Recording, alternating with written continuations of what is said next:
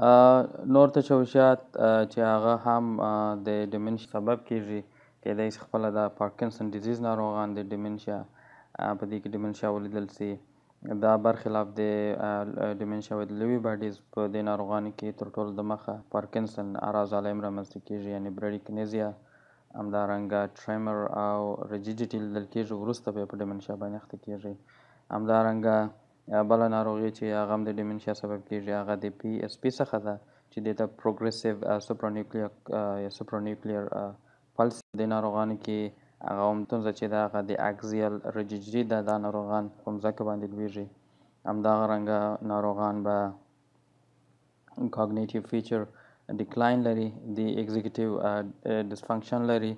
دا ناروغان د ایگزیکیوټیو فنکشن یا د دندو ترسره کولو وړتیا د لاسه ورکوي. همدارنګه په ناروغانو کې هغه عمده نښه چې دا په دې ناروغانو کې هغه عبارت د سوپرانیوکلیر ورټیکل ګیز څخه دی، یعنې ناروغان نشي کولی سترګې پورته کړي یا کښته کړي په عمودي ډول سره. دا ناروغان دا وړتیا د لاسه ورکوي.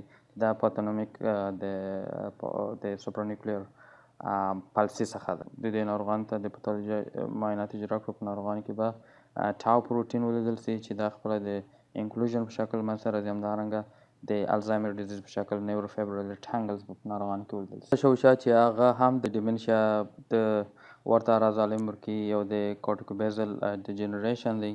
په دې ناروغۍ کې هم ناروغان به ډیمنشیا لري. همدارنګه که په دې ناروغانو کې موږ اعراض علایم ته ځیر سو، په ناروغانو کې به لیټرل ریجیډیټي لیدل کېږي، کېدای سي د یوه لاس د ښخوالي سبب سي. همدارنګه ناروغان اپراکسیا لري.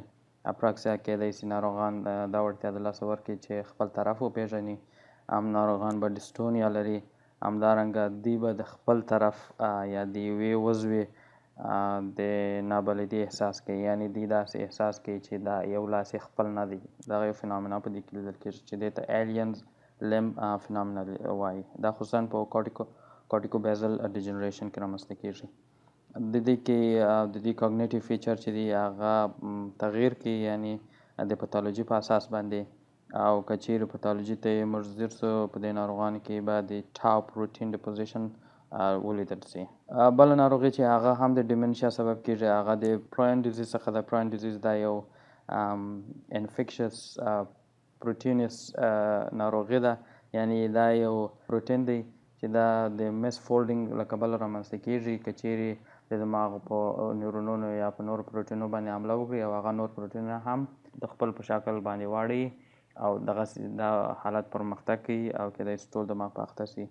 تر ټولو هغه عامه ناروغي چې په پریون ډیزیز کې رامنځته کېږي هغه ته د سی جی ډي وایي چې د کروټس فیل یاکوب ډیزیز په نامه باندې یادېږي. دا عموما ډېر په پروګریسیو چټکۍ سره د ډیمنشیا سبب کېږي په ناروغانو کې. همدارنګه ناروغان ریجیډیټي او مایکلونس لیدل لري. دا عموما په اکثره په میډل ایج کې زیات لیدل کېږي، په 40 کلنۍ کې، برخلاف د الزایمر ډیزیز چې هغه په معمر اشخاصو کې لیدل کېږي. همدارنګه دا زیاتره حالات کې دغه ناروغي تشخیص په صحیح صورت سره نه رامنځته کېږي او کېدای شي دا مس ډایګنوز دا ناروغي په ناروغانو کې چیرې موږ ام آر آی او ای جی اجرا کړو، په هغو کې به په واضح ډول سره پاتولوژي او خپل ځان ته ځانګړتیاوې ولري او هغه را په ګوته کړي. چیرې تاسې د دې ام آر آی ځانګړتیا ته ځیر سئ، په دې ناروغانو کې به تاسې د کارټیک اټرافي ووینئ، یعنې په ناروغانو کې کارټیک په پروګریسیو ډول سره اټرافي کوي. دا وایټنینګ ایریا تاسې چې وینئ دا سپینه برخه چې دی سپین منظر ورکوي، دا خپله د کارټیکس پاتولوژي په ګوته کوي او دا د یو ریبن شکل اخلي چې دې ته ریبن کارټیکس ویل کېږي چې خصوصا په پراین ډیزیز یا په کروس فیټ یاکوب ډیزیز کې رامنځته کېږي. او پراین ډیزیز چې دی دا اکثره خصوصا د سی جی ډي د هغو لاملونه کېدای شي دا په 90 سلنه کې دا په سپروډي کې، همدارنګه کېدای شي 10% په فیملیل یا کورني تاریخچه ولري. هغه خلک کېدای شي د دې مور پلار یا د دې په اقرباو کې په نږدې خپلوانو کې څوک په دې ناروغۍ باندې اخته وي، د هغو په ماشومانو کې دا ولیدل شي دا چې دا په 10 سلنه حالات کې رامنځته کېږي. همدارنګه تر 1 سلنه کم اشخاصو کې دا کېدای شي په کسبي ډول رامنځته شي، یعنې هغه خلک چې دوی د پروټین سره مخامخ شوي مواجه شوي کېدای شي په هغو کې دا ناروغي رامنځته شي.